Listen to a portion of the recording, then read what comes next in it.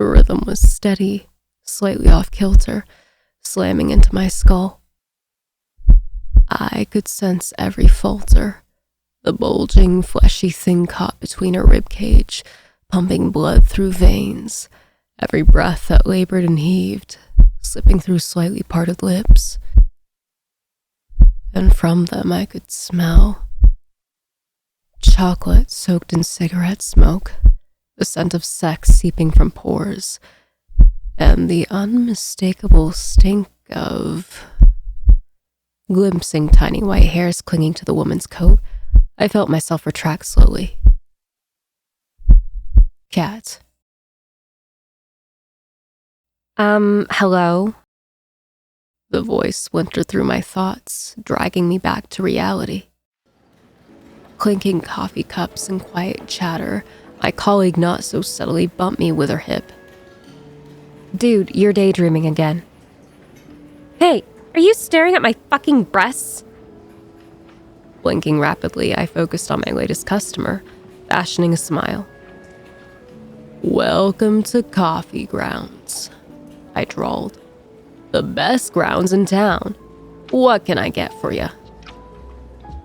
The woman, a junior maybe, curled her lip, her gaze raking me up and down.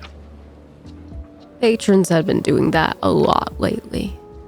Every customer stared at me like I was a freaking zoo attraction.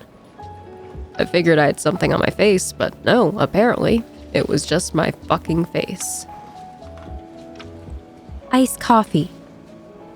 She leaned forward against the counter, exposing as much cleavage as possible.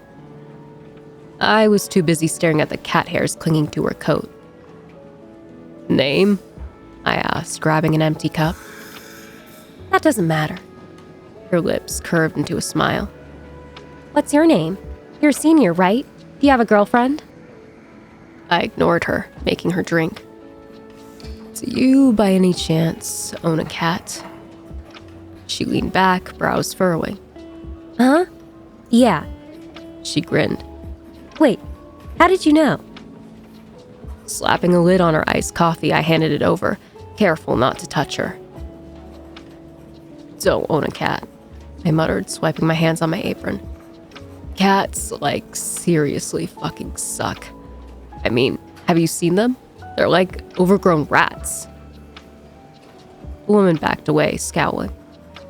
Gross. I had to agree with her.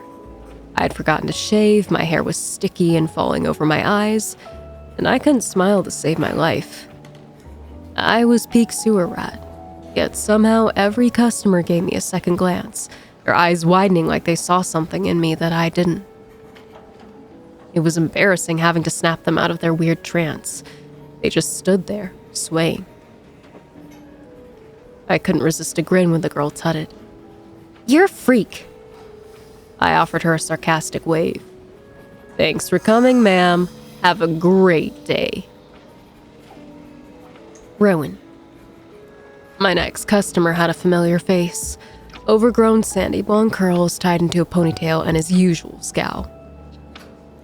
Sam Fuller stood at the front of the queue, arms folded, eyes narrowed, like a disappointed father.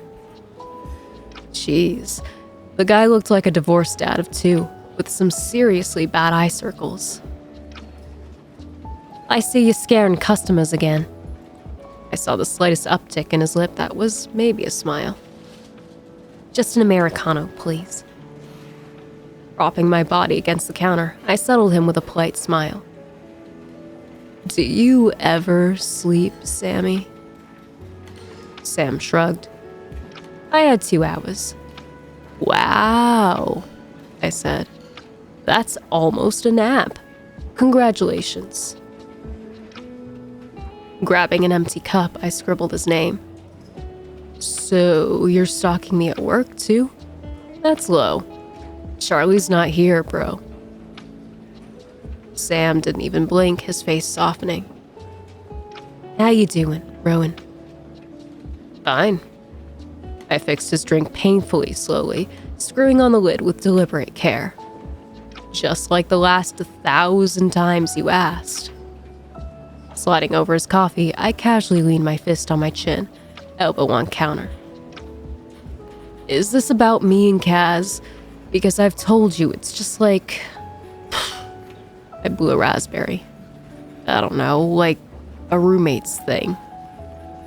It's not, he said, too quickly. I arched my brow. Sounds like it is. Sam's lip curled. Rowan, can you just listen to me for like 5 seconds? I folded my arms. If I must. Sam twisted around quickly, scanning the store before leaning over the counter, his eyes darkening. It's a full moon tonight. I took his cash, stuffing it in the register. Is that seriously what you wanted to tell me? Rowan, there are people who remember what happened, he whispered. Town council members. They're coming after you guys. Sam lowered his voice. Rowan, you 3 need to get out of town. I slammed the register shut. Oh, shit, I hissed. That's like seriously fucking bad. Right, Sam whispered, his face lighting up. Look, I know we've never seen eye to eye because of the whole devil thing, but I still give a fuck about you, you know? And I still don't know what happened. I just woke up and everything was just normal. The sun was back and I couldn't find... I leaned forward, cutting him off.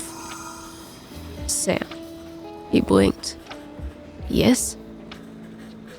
I say this with love, I said, cradling his cheeks.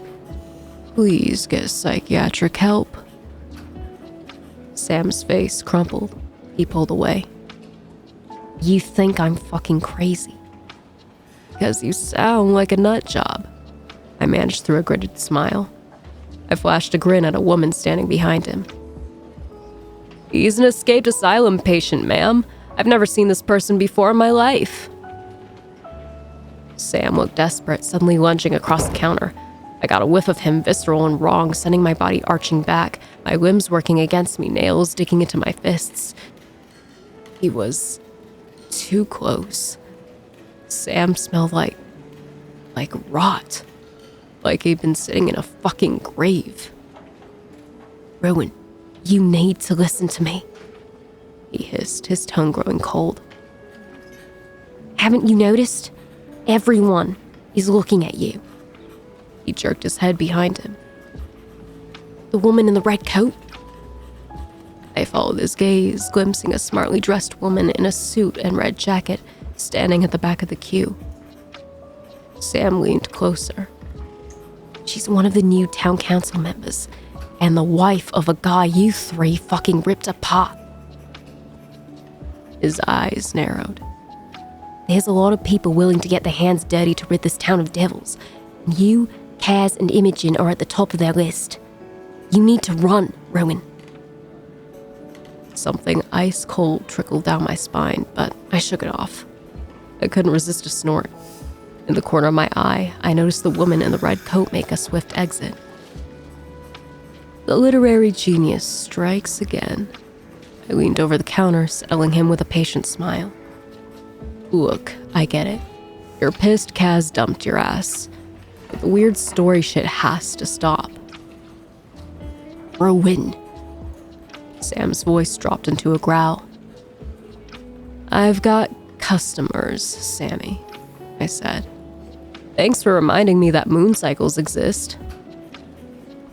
Lock your doors and windows, he whispered. Close your curtains. Do not let her in. You're losing it, Sam. Beck, I'm being serious. This time I kept my distance. So am I. I jerked my head towards the door. No shoe. Sam curled his lip. Okay, answer me this. He came close, way too close for comfort, his breath tickling my cheeks. How many roommates do you have, Rowan?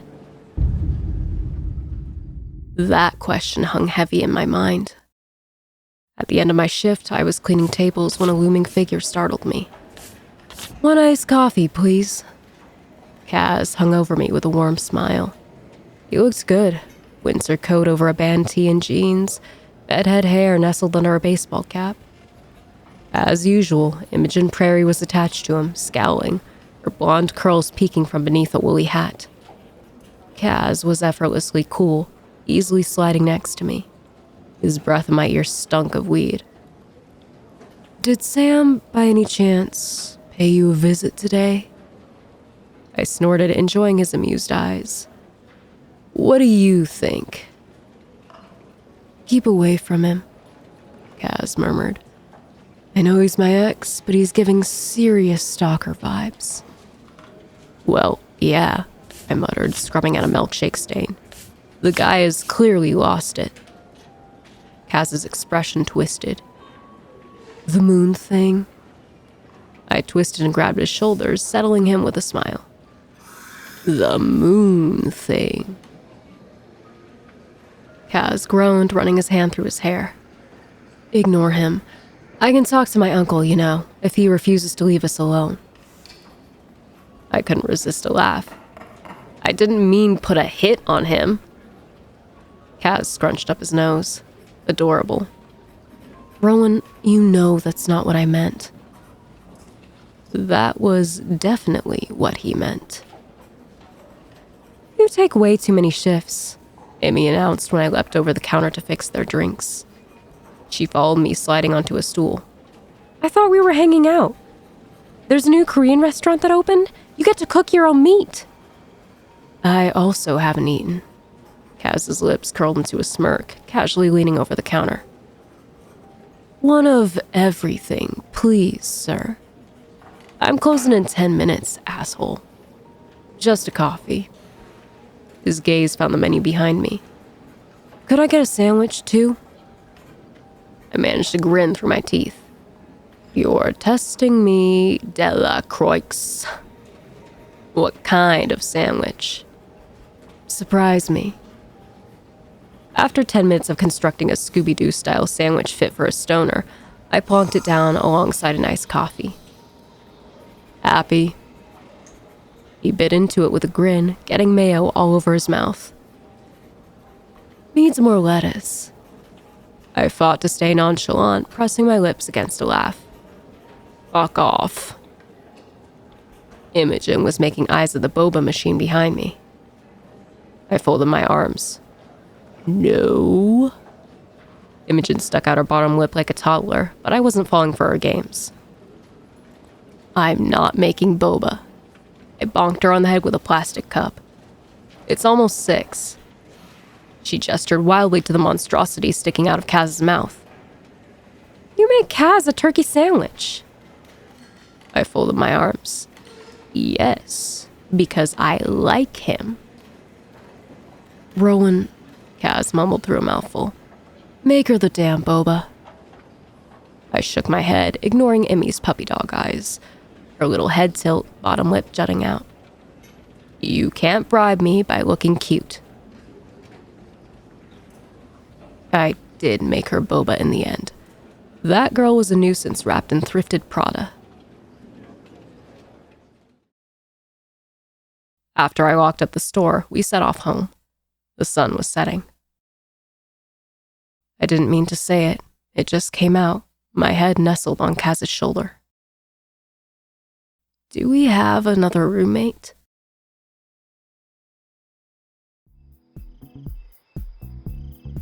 I wasn't sure how I ended up at a rooftop party later that night, and still, that question wouldn't leave me alone. Did we have another roommate? I was perched on the edge of an illuminated pool, dangling my feet in warm water lapping at my toes. The pool was shaped like a dick. Because, of course it was. "So, I saw you at the bar." The fluorescent blue was so beautiful, like the water itself was trying to coax me in. I imagined diving in, sinking deep, deep down into the blue, dragged down into its depths. A girl's reflection grazed the surface. "Congratulations," I said, scooting back a little. You have functioning eyes. She laughed. Are you here alone? Nope. That's too bad, she said. You're the first person I've met who willingly wears a trench coat to a pool party. I couldn't resist a snort. I'm the only one here with a brain, I said, kicking my legs in the water. Where's your other half? I nodded toward the pool at Kaz and Imogen, getting seriously intimate on a beach towel wrapped around each other. Ooh, halves. I like them. She was in the corner of my eye, her reflection glittering in the ripples. Strawberry blonde curls, a smile pricking on her lips. Why aren't you joining them? I shrugged. The reality was, I hated my body. I hated wearing swimming trunks. I still had feelings that were far more than, it's just a roommate thing. However, the two of them were actually pretty fucking cool with playing hard to get. Imogen was a free spirit, and Kaz vowed to never date again. Leaning back on my hands, I tilted my head, admiring the sky. I'd rather fuck them privately. She surprised me with a snort. I mean, same. After a while of staring at the surface of the pool, I realized I was following a white light dancing across the ripples in the water. I watched it bounce onto a guy's glasses, and then someone's glass, igniting in a woman's eyes. It reminded me of a spider's tendril, expanding across the surface of the pool. I noticed my head was slowly tipping back, my gaze tracking the sky. Looking for something? The girl asked. Not really. Leaning further back, I yawned. I'm Rowan, by the way. When I didn't get a response, I turned to the empty spot next to me. Oh. There was nobody there. I looked twice, even twisted around and pulled my legs from the pool. The girl was nowhere to be seen, and from the concerned look on a guy sprawled on a pool floaty, I had been talking to the fucking pool. I didn't have time to fully register where the girl had gone, before a chorus of laughing and cheering broke out. I jumped up. Kaz and Imogen had definitely crossed the line. Yo, Beck! One of my older frat brothers passed me, clapping me on the shoulder. Control your horny roommates! Ignoring him, I started towards my roommates. Maya Carlisle, however, stepped in front of me. She got close. So close I could smell her. Raspberry-flavored licorice and stale coffee. When she gripped my chin, her expensive manicure cutting into my flesh, something inside me violently lurched back. You rake, Vic, she murmured, her lips finding my ear. Wait until the trial. I blinked. Sorry, what? Maya didn't reply, stalking away with a one-fingered salute. Maya's words barely grazed my mind. I reached my roommates. Get dressed, I hissed, throwing their clothes at them. This is why people think we're weird. You can't do that at a party. I pulled them from the rooftop, down spiraling stairs, my bare feet slapping down each cement stair. You two are unfucking believable. Charlie Delacroix clung onto me, stumbling over his feet. Relax. Kaz's laugh was way too spluttered to be sober.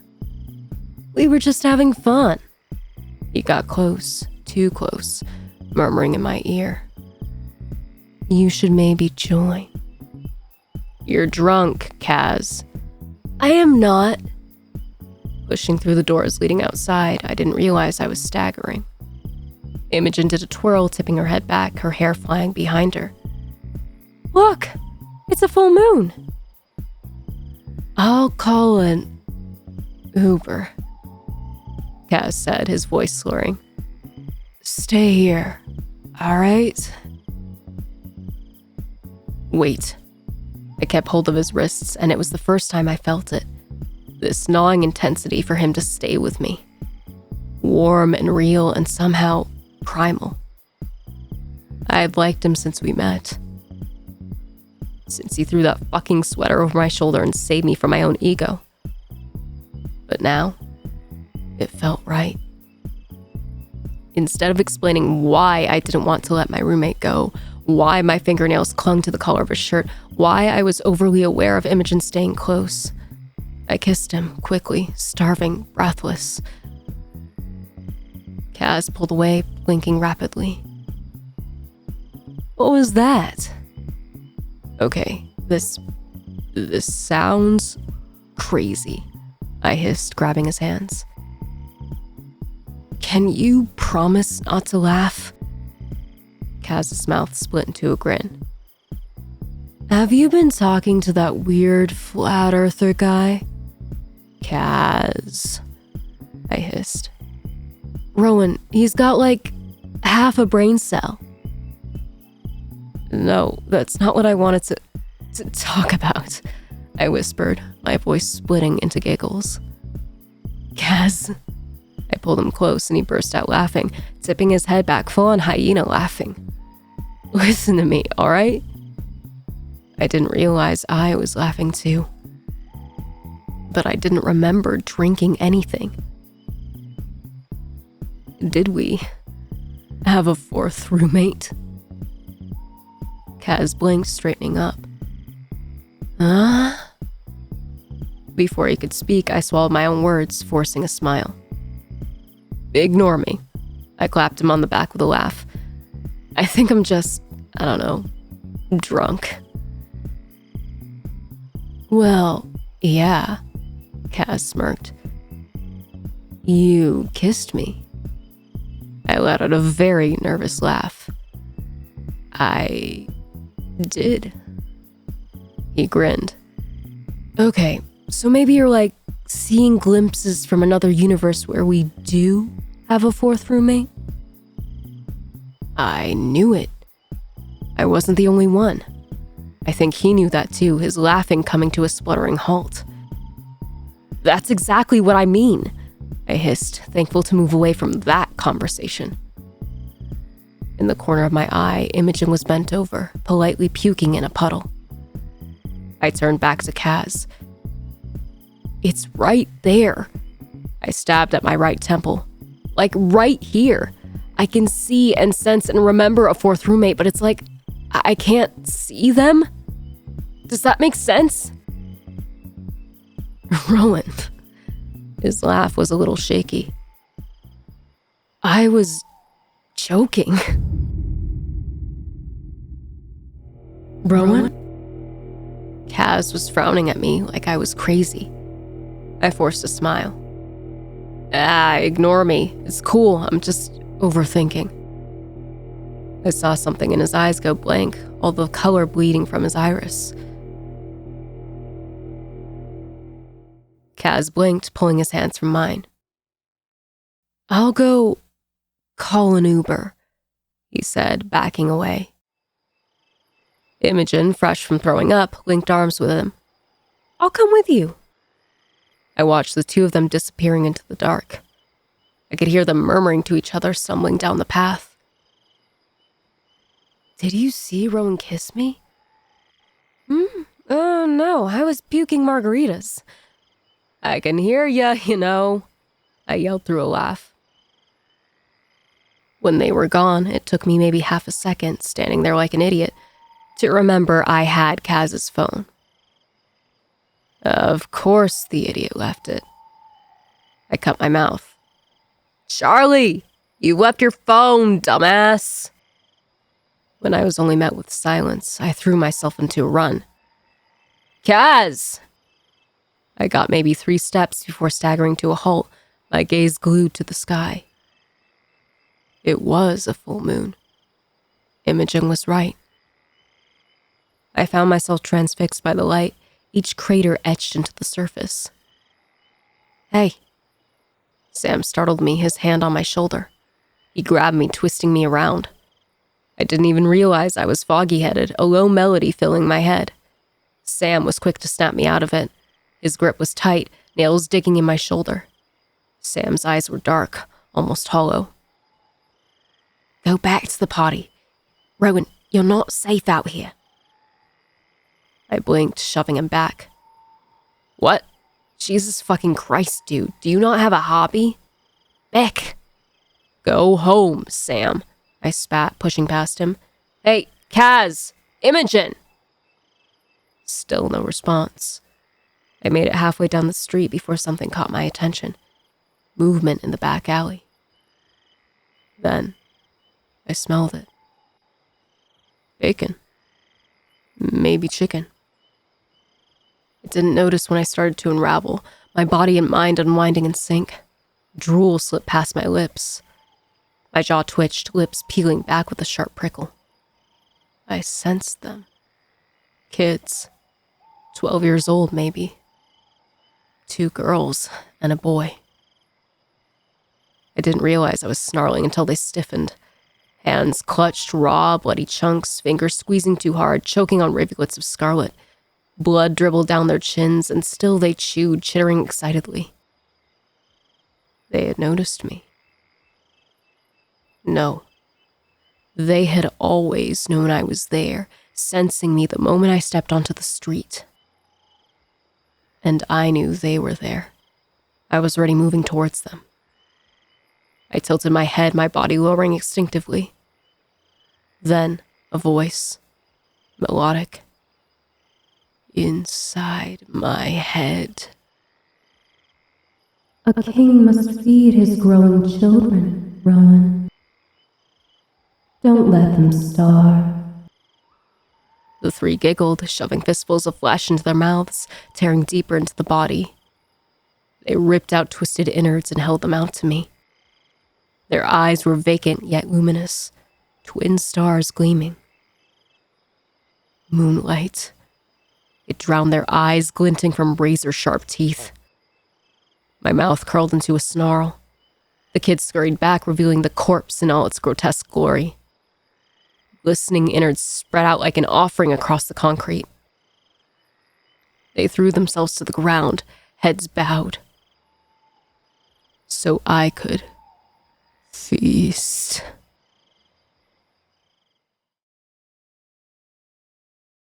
Waking up with sunlight in my face, half hanging out of bed, I was covered in dirt, so that was new. The house was too quiet, which meant it wasn't even 8. Rolling out of bed, I stumbled into the bathroom and into the shower. Usually, Kaz would be making breakfast. Imogen would have the radio blasting and... Raking my fingernails down my face, I shook my head of fog. Glimpsing my reflection, I noticed my hair was longer, almost glued to my eyes, and I had a serious case of 4 o'clock shadow. I stuck my head out of the shower, shaking my hair from my face. "Anyone alive?" No response. Throwing on a shirt and boxers, I studied my filthy fingernails. How drunk was I last night? Downstairs, I figured I'd fix us all some breakfast. Grabbing 4 plates. No. Grabbing 3 plates, I danced over to the radio, stabbing it on. It didn't turn on. "Imogen!" I yelled. "Where did you put the Alexa again?" There was candy in the cupboard. I didn't realize how starving I was until I was ripping open a pack of Snickers bars, unwrapping them and stuffing them into my mouth. Jesus Christ, I was ravenous. Pulling open the fridge, I grabbed the milk. I took 1 gulp and spat it out, my stomach heaving. "Kaz!" I shouted through a mouthful of candy. "What the fuck happened to the milk?" I grabbed bacon instead, immediately dropping it with a hiss. There was noticeable fluffy mold building under the packaging. Crouching to check the freezer, I froze. There was a scarlet smear on the handle, red trickling from the very top drawer. Backing away, my stomach retracted, and I puked up all the candy I'd been eating. But I was so hungry, I ate more. And puked again. I tried cookies, bread, and old leftovers. They all came right back up. And yet my mouth watered as I tore up an expired Pax-It chicken, stuffing veggie casserole in my mouth. It wanted more, but none of this was good enough. None of it itched that primal scratch in the back of my throat. I was bent over the sink, heaving up dry crackers, when a loud knock sounded at the door. My gaze flicked to the scarlet smear decorating the refrigerator. Fuck. Without thinking, I grabbed a cloth from the sink and scrubbed at it until I was screaming. But it was everywhere. Blood covered the floor, the countertop, and the table. Scarlet streaks caked into the tiles. I dropped to my knees, pulling them to my chest, forcing my head between my legs. This was a nightmare. This wasn't fucking real. Another knock sent me into panic mode, and I slipped, falling straight onto my ass. Just a second. When I grabbed my phone, I saw the date. February 12th. I gagged again, this time slimy scarlet dripping from my mouth. No, it was January 20th. The party was January 19th. My gaze slowly found the ceiling. Ancient symbols scratched into the paintwork. Trash bags covered the windows, duct tape in place. No. No. There was no way I had slept an entire fucking month. Panic crawled up my throat, my phone slipping from my fingers. Another knock, and Sam Fuller's earlier words filled my head. Lock your doors and windows, He'd said. Close your curtains. Don't let her in. Sam. The guy had gone fucking insane. I'm coming, I managed to choke out. Jesus, Sammy, give me a fucking break. Halfway to the door, I sensed it. Goose flesh prickled across the back of my neck, the smell prickling every nerve ending. Threat.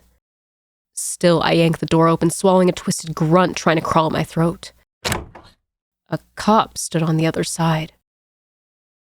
Rowan Beck? The woman appeared to be in her mid-40s, dark brown hair tied into a ponytail, brandishing a no-nonsense smile.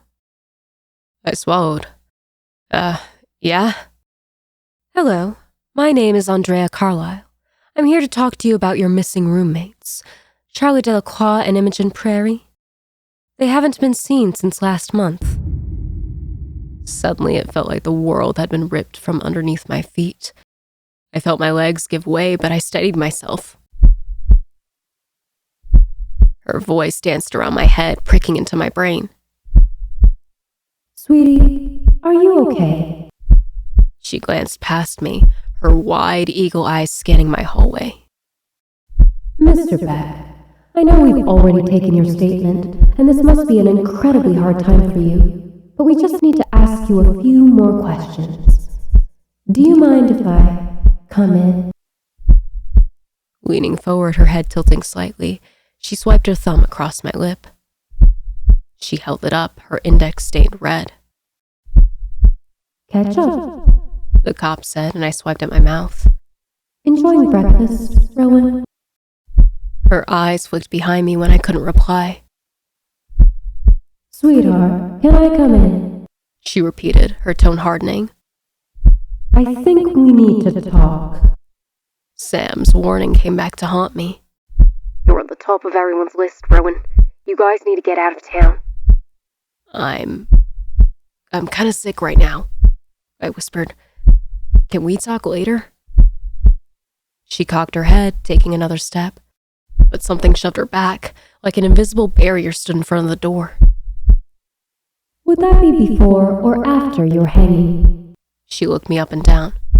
You may have a shadow, young man, but I don't quite believe your soul is fully free. I stepped back. Sorry, what? She shot me an eerie grin. Well, a long time ago, this town had a tradition of sorts. Every year, outsiders would take over residents, transforming them into monsters. And the only way to know they were human was if they bore a shadow. However, sometimes, she was clever. She could reach further, spilling into blood and bone, taking over not just shadow but the beating heart. Her eyes glinted. The other way to tell? Well, by hanging the suspected party upside down from the town elder tree under her merciless light and gutting them of their heart. If their blood ran red, the party was human. She smirked, and something in my gut twisted. However, if their blood was static, if their hearts splintered apart, pierced on a blade, well, they had caught the evil monster, of course. This woman was a fucking nut job. Sounds barbaric. I managed to get out. She nodded. Oh, yes, but they were the old ways, darling. If you could just let me in, I would like to see your blood run, just a smidge. You can prick your finger. Perhaps I could run my knife through your cerebral cortex just to make sure. She's gone. The door slammed in her face, but I wasn't even touching it. I'm calling the police, I choked out. But don't you want to know? She pressed. I backed away and her voice followed. Don't you want to know where your roommates are? I bit back a shriek. Kaz and Imogen. Fuck. Tears filled my eyes, unbearable heat climbing up my throat. Where were they? I thought back to the freezer, to the bloodstains on the floor. Another knock startled me and I clamped my hands over my ears. The light flickered above, the bulb splintering, glass raining down on me. Go away, I choked out, squeezing my eyes shut.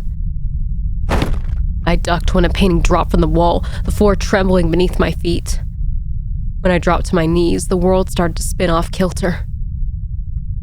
Please go away, I said through my teeth, and in the living room I heard the windows splinter apart. Go away, go away, go away. They left me. I slammed my fists into the floor. Another painting fell, shattering on impact. They fucking left me. Oh God, they left me. The walls around me shuddered and ducked my head, choking on a sob. Stop, I whimpered, my voice cracking. I don't know where they are. I don't know, but they left me and I don't know what to do. I don't know where they are and I think... Oh God, I think I... Hello? Is this Bolivia House? The voice was unfamiliar, snapping me out of my stupor, my face buried in my knees. The shaking stopped. I lifted my head, taking in a sea of shattered glass around me, a jagged crack splitting the floorboards apart. As I moved toward the door, something caught me. Warm, phantom fingers curled around my spine, holding me back. I pushed forward, but it clung tighter, tightening its grip. Only when I reached the door did it finally snap, retracting like a bungee cord, letting me go. With trembling hands, I pulled the door open. There was a girl with dark blonde hair standing on my doorstep. She wore a sweater and jeans, a crescent moon necklace hanging from a gold chain. Hello, you're Beck, right?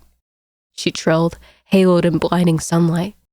I had to shade my eyes. Hi, I'm here about the room vacancy. I know we talked about me moving in at the end of the month, but I got thrown out of my dorm early and right now... She breathed, thank God. I don't have anywhere else to go unless I move back in with my parents, which, no offense to them, is never going to happen. I mean, I like them, but I'm literally an adult, you know? I've got to spread my wings at some point and... Stop talking, I snapped, massaging my brow. I scanned our front yard. Where did that cop woman go? The woman who said she was going to lobotomize me. I spat. She was right there. The girl shrugged, her smile broadening. I didn't see a woman. I nodded slowly. Jesus fucking Christ, I was losing my mind. I managed to force a smile. Can you come back later? When I'm not clearly having a psychotic break. Her expression crumpled. Are you alright? I'm fine, I said. The words sick and hungover tangled in my throat. Hungover. She inclined her head, peeking behind me. Are you sure? Yes. I blocked the door, well aware of ice-cold fingertips entwining around my spine, trying to pull me back inside. It was impatient, tiptoeing down my back and grasping hold before giving a violent tug. I had to dig my feet into the ground to keep my balance. It's Rowan, actually, I said. Were you with her? She blinked. With who? The woman who tried to lobotomize me, I snapped. Did you take Kaz and Imogen? I stepped closer to her, something in my throat itchy and relentless. Are you working with Sam Fuller? For a moment, it looked like she might snap back, her lip curling. But then, she shot me a sparkling grin. I have no idea what you're talking about, Roman, but it's okay. I've been told the Bolivia House residents are a little... She inclined her head. Weird. The girl stepped forward, hand outstretched. But she carried no scent, no smell.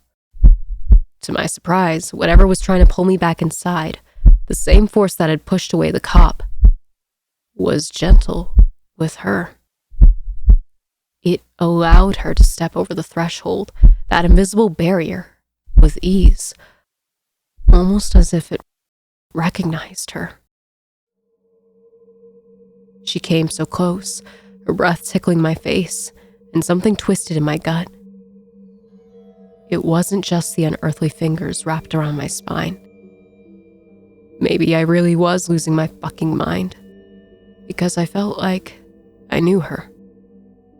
Were you in the pool? I said before I could stop myself. You were in the pool at that rooftop party. She raised a brow. What party? I shook my head, blinking rapidly. Never mind, I said. If you're interested in the room, I should warn you. The kitchen is covered in blood. There are markings on the ceiling I'm pretty sure aren't English. I've just woken up from a 1-month fucking nap with some serious munchies, and my roommates have completely fucking disappeared. I laughed. Oh, and lest we forget, 2 people are trying to fucking murder me for existing. So sure, come on in. I'm sure you'll love the room. The girl's eyes narrowed, but unbelievably, she maintained that irritating little smirk. Well, that actually sounds fun. Her smile widened, and somehow those ghostly fingers trying to yank me back into the house welcomed her. She shoved past me, stepping through the door which slammed behind her. I had a feeling it wouldn't be opening again. Ignoring the shattered glass at her feet and the giant crack through the floorboards, she excitedly twisted to me. I'm Nina.